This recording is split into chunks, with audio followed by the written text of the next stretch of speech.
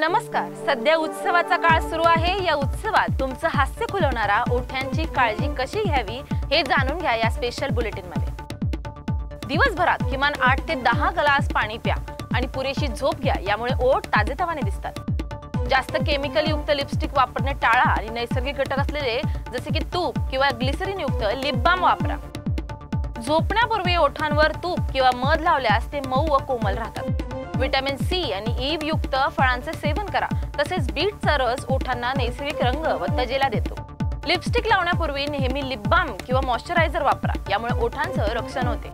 Nude shades निवडताना आपल्या skin tone पेक्षा एक शेड गडद निवडा, नाहीतर ओठ फिक्की दिसू शकतात। दूध, दही यासारख्या दुग्धजन्य पदार्थांतील प्रोटीन व कॅल्शियममुळे ओठ मऊ व मुलायम राहतात। आठवड्यातून 2 ते 3 वेळा साखर आणि नारळ तेल किंवा साखर आणि दही मधाने स्क्रब करा, याने ओठ चमकदार दिसतात।